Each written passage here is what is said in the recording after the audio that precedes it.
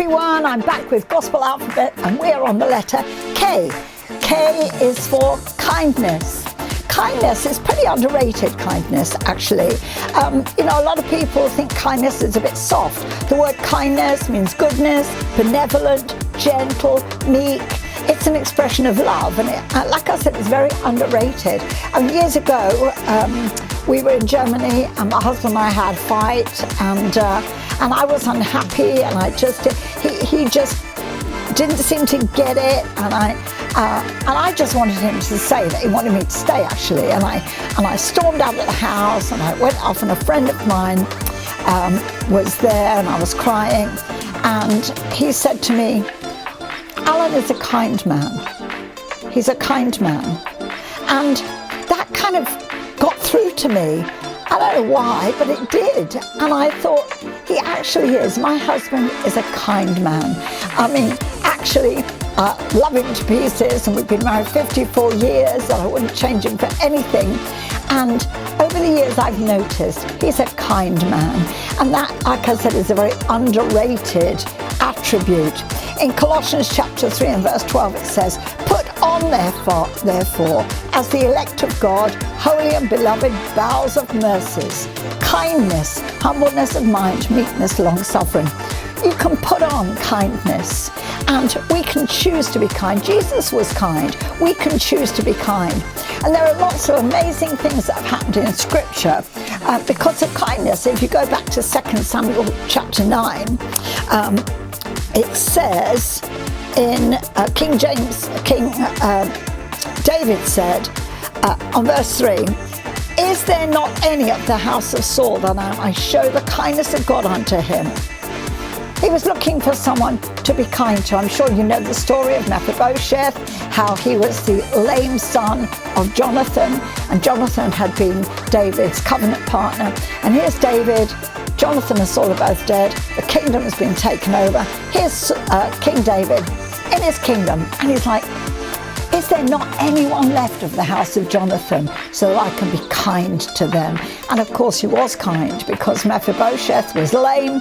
He was considered nothing less than a dog. David brought him into his own household and had him eat at his table, reinstated all the lands that belonged to his parent, his father and grandfather, but he ate at his table. And then there's another scripture where kindness comes into play. This is quite good, because in Joshua chapter 2, I don't know if you remember the story. The spies had gone into Jericho. They sussed it out. They were given a place to stay in the home of Rahab, the prostitute. It was like a whorehouse, and they were protected there. And then when the people in the city discovered them, they were coming after them, Rahab helped them escape. And she said this to them. She says, "Now please swear to me by the Lord that you will also show kindness to my father's family, because I showed kindness to you."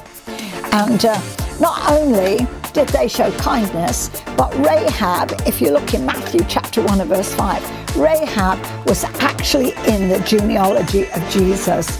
Now, how about that as a reward for kindness? She showed kindness to God's people, and she became one of the ancestors of Jesus. That's amazing, isn't it? So you see, kindness. So how can you be kind? Well, first of all, always find something nice to say about people.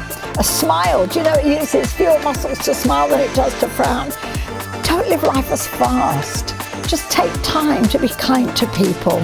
Listen, when you smile, endorphins are released into your body. Do you know that it makes you feel good if you smile? Action precedes emotion. So if you're not feeling happy, smile.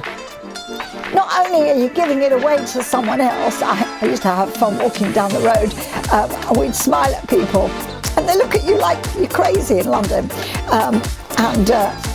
So that would be quite fun, because people would be like, "Who are these strange people smiling at me?"